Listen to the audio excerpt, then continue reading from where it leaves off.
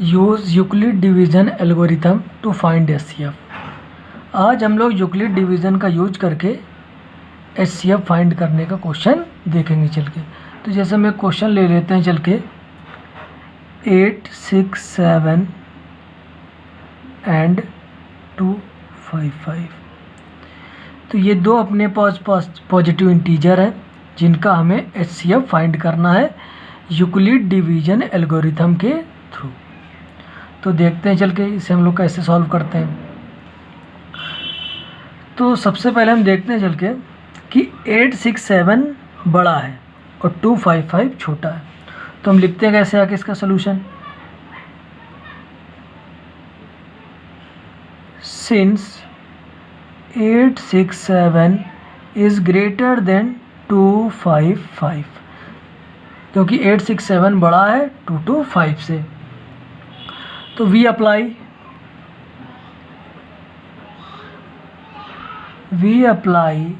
The Euclid division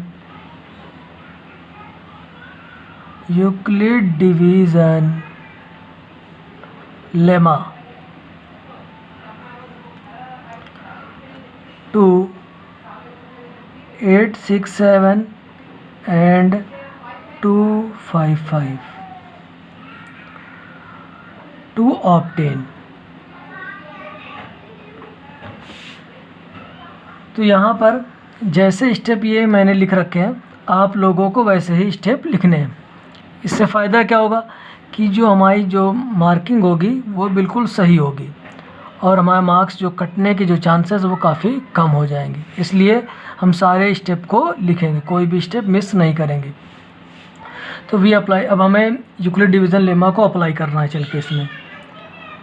तो Euclid division lemma होती क्या आप लोगों को पता है, dividend equal to divisor into quotient plus remainder. तो ये अपने पास था। तो यहाँ पर हम क्या करते हैं आके 8, 6, 7 इक्वल टू, अब हम क्या करेंगे इनको डिवाइड करके देख लेंगे चल के।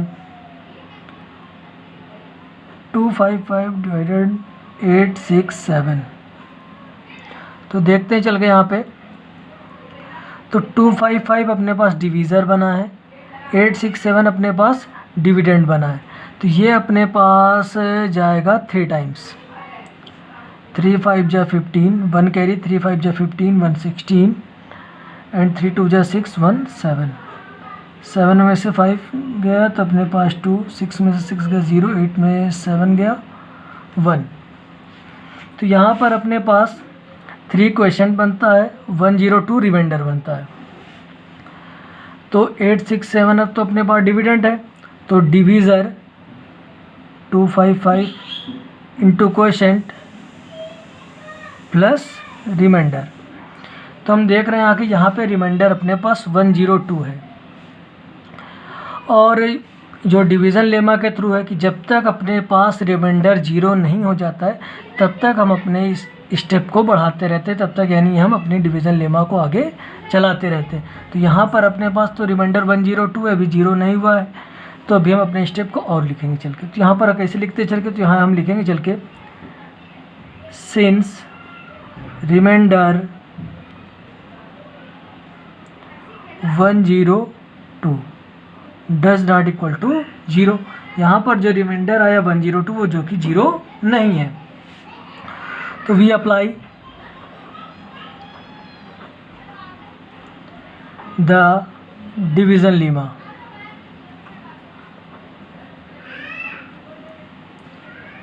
तो आपके दिमाग में आ रहा है यहाँ पर इस बार यूक्लिड नहीं लिखा है, द लिखा है, क्योंकि यूक्लिड वर्ड यूज कर चुके द पर्टिकुलर सेंस के लिए, इसलिए इससे द, नहीं तो आप फिर से यहाँ पर यूक्लिड डिवीज़न लेमा लिख सकते हैं। 2 ये अपने पास अलग है, द डिवीज़न लेमा 2। अब हम किस पे अप्लाई करेंगे चल के, तो ये अपने पास डिवीज़र और ये अपने पास रिमाइंडर, इन पर हमें अप्लाई करना है आके इसके। 2, 2, 2, 5 एंड 102 टू ऑब्टेन। तो यहाँ पर हम फिर से अपने पास वैसे आ जाते हैं, लिखते हैं चल के 255 इक्वस टू, इस साइड में अपने पास 102 255 से डिवाइड करेंगे तो 102, तो ये अपने पास 2 टाइम जाएगा, 2 2 जा 4, 0 एंड 2 1 जा 2, 5 में 4 जाएगा 1 और ये 5। तो यहाँ पर अपने पास जो डिवीज़र था वो था 102, क्वेश्चन अपने पास 2 आया है और रिमाइंडर अपने पास 51 आया है। तो हम देख रहे हैं अभी भी हमारा रिमाइंडर 0 नहीं हुआ, तो अभी हमें एक स्टेप और लिखना है। तो since reminder 51 does not equal to 0, we apply the division lemma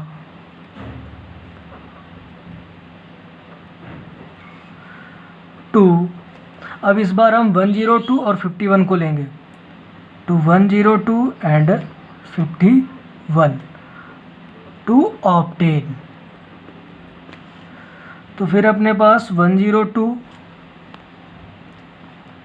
equals to का सिंबल, इस साइड में हम डिवाइड करके देख लेते हैं कि 51 डिवाइडेड बाई 102, 51 2 जा, तो यहाँ पर रिमाइंडर हमारा कुछ नहीं बचा, नहीं 0 आ गया। तो यहाँ हम लोग लिखते हैं चल के divisor into quotient plus remainder यानी 0। जैसे हमारा रिमाइंडर 0 आता है तो हमारे जो स्टेप होते हैं वो रुक जाते हैं। तो फिर हम लिखेंगे चल के सिंस द रिमाइंडर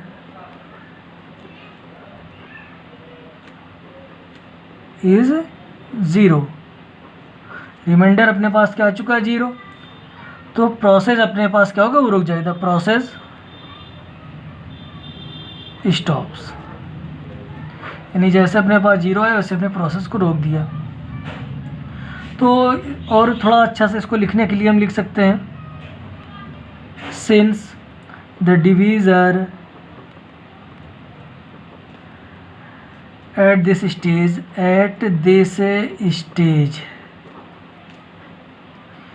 इज़ 51, मतलब कि इस स्टेज पे अपने पास जो है लास्ट स्टेज पर अपने पास कितना आया था डिवीज़र 51। तो therefore SCF of 867 and 225, 867 and 255 is 51, ये अपने पास आंसर।